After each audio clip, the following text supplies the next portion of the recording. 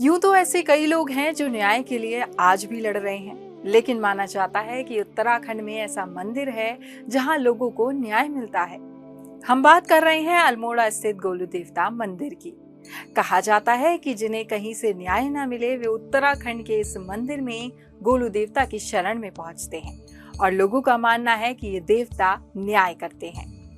इतना ही नहीं, आपको जानकर हैरानी होगी कि यहाँ स्टाम्प पेपर पर लिखकर लोग मन्नतें मांगते हैं। मन्नतें पूरी होने पर भगवान को धन्यवाद के रूप में घंटियां चढ़ा कर दी जाती हैं। गोलू देवता के प्रति लोगों की आस्था ये घंटियां ही बयां करती है। कई घंटियां तो सालों पुरानी हैं, लेकिन क्या आपको मालूम है कि आप इन घंटियों को नहीं बजा सकते हैं? दरअसल इस मंदिर में इन घंटियों को कुछ इस तरह से बांध कर रखा गया है ताकि कोई इन्हें बजा ना सके। भले घंटियों से मधुर ध्वनि निकलती हो, लेकिन यदि इन्हें कई लोग एक साथ बजाएं तो इसकी ध्वनि कैसी होगी, इसका अंदाजा आप खुद लगा सकते हैं। गोलू देव उत्तराखंड के कुमाऊं के एक ऐतिहासिक देवता हैं। वे चंपावत के चंद राजा के पुत्र थे। इन्हें न्याय का प्रतीक भी माना जाता है। कहा जाता है कि गोलू चंपावत के कत्यूरी वंश के राजा झालूराई के पुत्र थे। राजा झालूराई अपने राज्य के न्यायप्रिय, उदार और प्रजा सेवक थे। उनकी 7 रानियां थी, लेकिन पुत्र एक भी नहीं। अब वे अपने उत्तराधिकारी को लेकर परेशान रहने लगे। ज्योतिषियों के कहने के अनुसार उन्होंने भगवान भैरव की आराधना की और उन्हें प्रसन्न करने के बाद उनसे संतान सुख मांगा, जिस पर भैरव ने कहा, तुमने मुझे प्रसन्न किया है तो मैं ही पुत्र के रूप में जन्म लूंगा, लेकिन इसके लिए तुम्हें 8वीं शादी करनी होगी। एक दिन राजा शिकार पर गए हुए थे।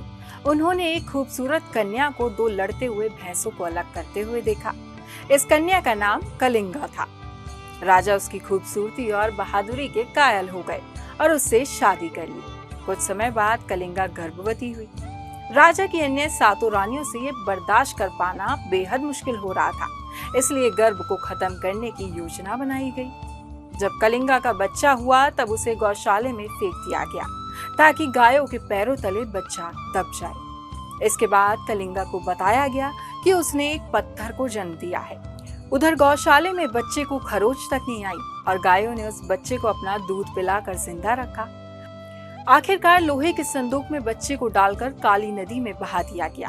7 दिन और 7 रात के बाद बच्चा और संदूक दोनों गौरी घाट पर पहुंचे, जहां भाना नाम के मछुआरे के जाल में संदूक फंस गई। उसने और उसकी पत्नी ने बच्चे को देखा, तब उसकी आंखों में खुशी की चमक दिखी, क्योंकि उन्हें भी एक बच्चे की ख्वाहिश थी। फिर एक दिन बच्चे ने सपने में देखा कि उसकी माँ कलिंगा रोते बिलखते कह रही है कि वे उसका पुत्र है। फिर एक दिन उस बालक ने अपने पिता से कहा कि मुझे एक घोड़ा चाहिए। गरीब मछुआरा घोड़ा कहाँ से खरीद पाता, इसलिए उसने बड़ई से काठ यानी लकड़ी का घोड़ा बनवाकर बच्चे को दे दिया। वे एक तालाब के पास पहुंचकर अपने घोड़े को पानी पिलाने लगा। रानियों ने हंसते हुए पूछा, लकड़ी का घोड़ा पानी कैसे पी सकता है? तब बच्चे ने कहा कि जब कोई स्त्री सिलबट्टे को जन्म दे सकती है तो ये काठ का घोड़ा भी पानी पी सकता है। तब उस बच्चे ने राजा को भी अपने जन्म की घटनाओं का वर्णन किया और कहा कि मेरी माँ कलिंगा के साथ घोर अन्याय हुआ है। गुस्से में आग बबूला हुए राजा ने 7 रानियों को बंदी गृह में डाल दिया। तब 7 रानियां पश्चाताप करते हुए कलिंगा से माफी मांगने लगी। तब उस बालक ने अपने पिता को समझा बुझाकर उन्हें माफ कर देने का अनुरोध किया।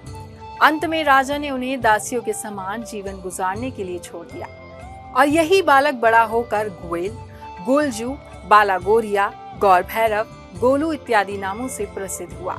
आज भी लोग उम्मीदों से उनके मंदिर में जाते हैं। कहा जाता है कि जो लोग कोर्ट कचहरी के चक्कर काटकर एकदम निराश हो चुके हैं, गोलू देवता उनके मामलों की सुनवाई करते हैं। आपको हमारी स्टोरीज कैसी लगती हैं? आप हमें कमेंट बॉक्स में जरूर बताइएगा और देखते रहिए खबर उत्तराखंड।